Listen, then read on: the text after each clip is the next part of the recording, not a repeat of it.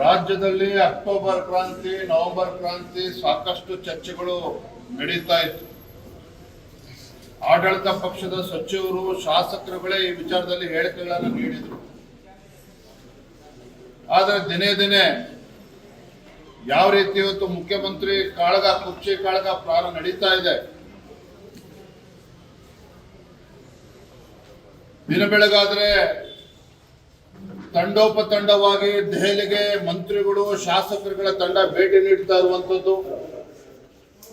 ಮುಖ್ಯಮಂತ್ರಿಗಳು, ಉಪಮುಖ್ಯಮಂತ್ರಿಗಳು ವಾರದಲ್ಲಿ 4 ದಿನ ದೆಹಲಿನಲ್ಲಿ, 3 ದಿನ ಬೆಂಗಳೂರಿನಲ್ಲಿ ಇರ್ತಾ ಇರುವಂತದ್ದು. ಇವೆಲ್ಲದರ ನೋಡ್ತಾ ಇದ್ರೆ ರಾಜ್ಯದಲ್ಲಿ ಒಂದು ರೀತಿಯ ಅರಾಜಕತೆ ಸೃಷ್ಟಿ ಆಗ್ತಾ ಇದೆ. ಭಾರತೀಯ ಜನತಾ ಪಾರ್ಟಿಯಿಂದ ಅಲ್ಲ, ಮುಖ್ಯಮಂತ್ರಿ, ಉಪಮುಖ್ಯಮಂತ್ರಿ, ಆಡಳಿತ ಪಕ್ಷದ ಸಚಿವರು, ಶಾಸಕರ ಬಡಿದಾಟದಿಂದಾಗಿ ರಾಜ್ಯದಲ್ಲಿ ಒಂದು ರೀತಿಯ ಅರಾಜಕತೆ ಸೃಷ್ಟಿಯಾಗಿದೆ. ಆಡಳಿತ ಯಂತ್ರ ಸಂಪೂರ್ಣವಾಗಿ ಕುಸಿದು ಬಿದ್ದಿರುವಂಥದ್ದು, ಕಾನೂನು ಸುವ್ಯವಸ್ಥೆ ಸಂಪೂರ್ಣವಾಗಿ ಹಾಳಾಗಿರುವಂಥದ್ದು. ಇದರ ನಡುವೆ ರೈತರು, ಕಬ್ಬು ಬೆಳೆಗಾರ ಇರ್ಬೋದು, ತೊಗರಿ, ಹುರುಳಿ ಬೆಳೆಗಾರ ಇರ್ಬೋದು, ಮತ್ತೊಂದು ಕಡೆ ಮೆಕ್ಕೆಜೋಳ, ಭತ್ತ ಬೆಳೀತಕ್ಕಂಥ ರೈತರು ಖರೀದಿ ಕೇಂದ್ರ ಪ್ರಾರಂಭ ಮಾಡಿ ಅಂತೇಳಿ ಬೊಬ್ಬೆ ಹೊಡಿತಾ ಇದ್ರು ಸಹ ಪಾಪ ಮುಖ್ಯಮಂತ್ರಿಗಳು ಈ ಸಮಸ್ಯೆಗೆ ಪರಿಹಾರ ಕಂಡುಕೊಳ್ಳೋದಕ್ಕೆ ಸಮಯ ಸಿಗದೆ ಇರುವಂತದ್ದು. ಕಳೆದ ವಾರ ಮುಖ್ಯಮಂತ್ರಿಗಳು ಸಭೆ ಕರೆದ್ರು ಮೆಕ್ಕೆಜೋಳದ ವಿಚಾರದಲ್ಲಿ. ಕೃಷಿ ಸಚಿವರು ದೆಹಲಿಯಲ್ಲಿದ್ದರು.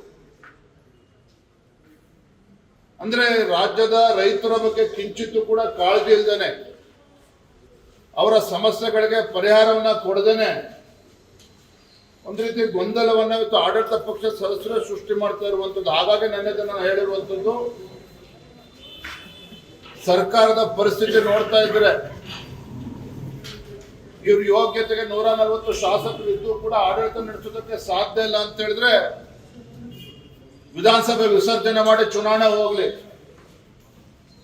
ಬೆಳಗಾವಿಗೆ ಬಂದು ಸುಮ್ಮನೆ ಕಾಟಾಚಾರಕ್ಕೆ ಅಧಿವೇಶನ ಮಾಡಿ ಒಬ್ಬ ಬೆಳಗಾವಿನಲ್ಲಿ ರೈತರು ಇವತ್ತು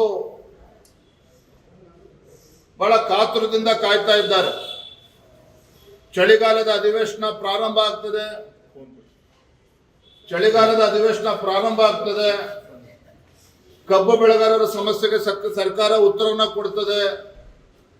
ಅದೇ ರೀತಿ ಮೆಕ್ಕೆಜೋಳ, ಭತ್ತ ಬೆಳೀತಕ್ಕಂಥ ರೈತರಿಗೆ ಸರ್ಕಾರ ಉತ್ತರವನ್ನ, ಪರಿಹಾರನ ಕೊಡುತ್ತೆ ಅಂತೇಳಿ ಕಾಯ್ತಾ ಇದ್ದಾರೆ.